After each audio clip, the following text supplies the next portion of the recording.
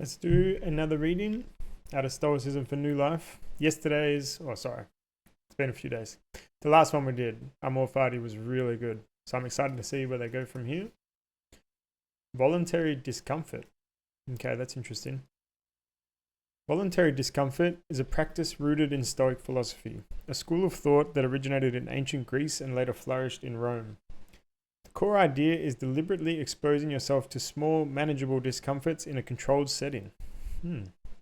This practice is a powerful tool for nurturing the four virtues of Stoicism: wisdom, courage, justice, and temperance. Sorry, I combined those words. By willingly stepping into discomfort, you cultivate wisdom in discerning what truly matters. Your courage is tested and honed as you face challenges head on.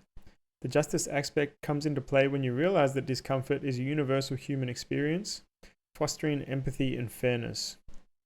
Lastly, temperance is developed as you learn to control your reactions and desires, focusing instead on rational thought and action. I might have to reread that later. Or listen to this. Examples. Start small. Don't jump into an ice bath right away. Begin with something manageable like a cold shower. Feel the initial shock, the shiver down your spine, and then the subsequent adaptation of your body. Embrace the elements. Walk in the rain or snow without an umbrella. Feel the droplets on your skin or the chill on your bones. It's uncomfortable, yes, but also temporary. Give up luxuries. Spend a day without your phone or internet. Sleep on the floor for a night. Eat a bland meal instead of indulging in your favorite dish. Financial resilience. Try living on a budget that's well below your means for a month. This will not only help you save, but also prepare you for any financial downturns. Gradual progression. As you get accustomed to these smaller discomforts, you can start to up the ante. Extend the duration of your cold showers. Go for longer walks in harsh weather conditions. The key is to gradually increase the level of discomfort in a way that challenges you but doesn't overwhelm you. The aim isn't to suffer for the sake of suffering, it's about building resilience and focusing on what truly matters. This practice also cultivates a sense of gratitude. When you voluntarily give up comforts, you learn to appreciate them more when they're available. While the Stoics advocated for this practice, they also emphasize balance. Listen to your body, don't push yourself to the point of harm. This isn't about punishing yourself, it's about growing stronger, both mentally and emotionally. The Stoics believe that life is filled with challenges and discomforts. By practicing voluntary discomfort, you're essentially training for these inevitable hardships. You're learning to maintain your composure, to stay balanced, and to focus on what's truly important.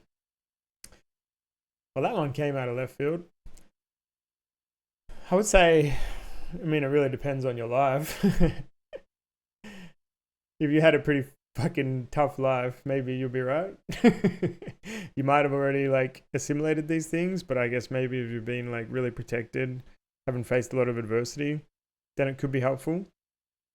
Some of these things, like embracing the elements, would be useful in terms of grounding yourself in the present. I do think that it definitely would be good if you are materially motivated to try sort of reducing your reliance on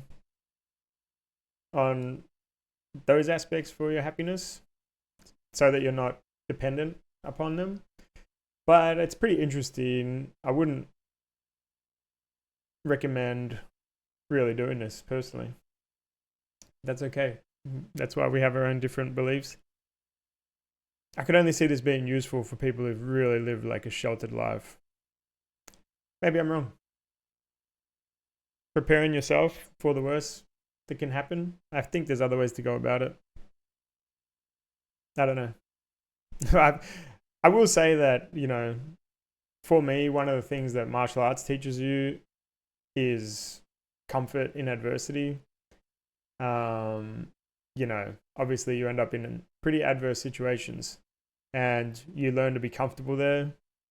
So perhaps I just don't view this as necessary because, my life involved a lot of discomfort, voluntarily and involuntarily. So perhaps for me, I just feel like this isn't necessary, but it could be useful for you.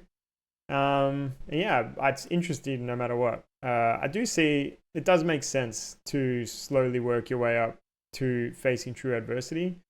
I personally don't see the value in it for me individually. But yeah, let me know what you think. It's kind of an interesting one, that one.